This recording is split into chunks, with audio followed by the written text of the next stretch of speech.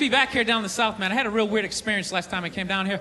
I was in Nashville, right? Sort of an awkward social situation, right? I'm sitting at this bar. There's this white dude sitting like 2 stools away. I don't know him. He doesn't know me. And that Terrell Owens story was in like sports news. So I try to make conversation. I'm like, man, look at this guy. This guy just signed a $40 million contract. He's already bitching, man. How much money do you need to make?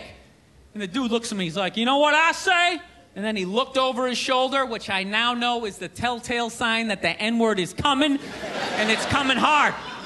Oh, yeah, it's not going to be pronounced with the A. It's going to be with the R. And he hit the R. He, like, stuck the landing. There was, like, a dismount. Klan members high-fiving in the background, like doing the wave.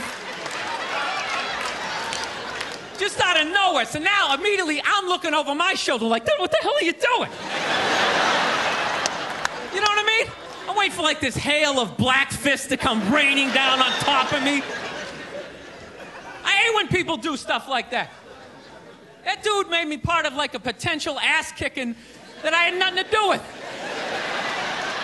You don't do shit like that. He just had that word, hot potato, just threw it in my lap. Like, trying to pass it down to the next white dude. I hate when people do that, man. You know, it's like, dude, feel me out first.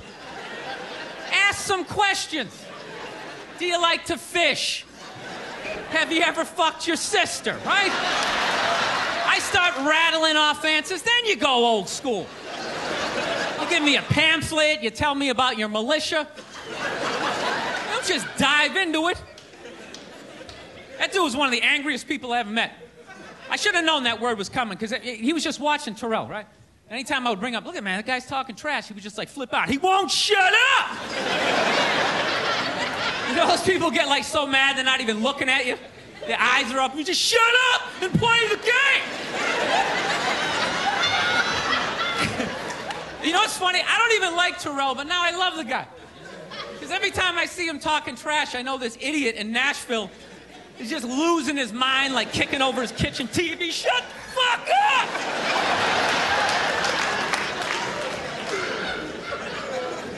I like violence, man. I am. Not like when it happens to me or if I see it live. I like watching it on TV, you know? Watching people, you know, get attacked by animals. Just get blasted in the face or something, you know? Like, I'm a huge sports fan. You know my favorite, like, moment of, like, the last year was in sports? That Detroit Piston, Indiana Pacer bench clearing brawl. Wasn't that great? That was one of the greatest things I've ever seen. I was so confused when I watched ESPN that day. They were like, that was absolutely disgraceful. Basketball fans, they just must be... I'm sitting there looking like, I'm a basketball fan. I loved it. I thoroughly enjoyed watching out-of-shape civilians get the shit kicked out of them by professional athletes. It was fascinating. And I think as sports fans, we kind of had it coming, right? Because how many times you gone to a game, right? You got a little too drunk, you started screaming at some dude on the field who could clearly kick the shit out of you, right? If you saw him in the parking lot, you'd be like, hey, can you sign my stamp collection? I think you're awesome. You get in the game, you're all drunk, you're like, you suck, buddy! You're a piece of shit! And they're always calling him up, come on up here! No, come on up here! Well, they came up there. They did, and they kicked the shit out of everybody. It was great. It was like a cartoon. You're like beating up whole rows of people at once, like... I loved every second. I love how Ron Artest punched the wrong guy. Wasn't that great? He taught that dude a valuable lesson in life. When shit goes down, you don't just stand there like you're watching a movie like, wow, it's coming right at me.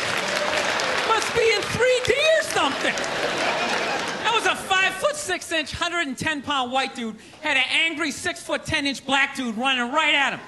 That had to have been in his top 3 nightmares all time. Right behind getting his dick cut off and being lit on fire.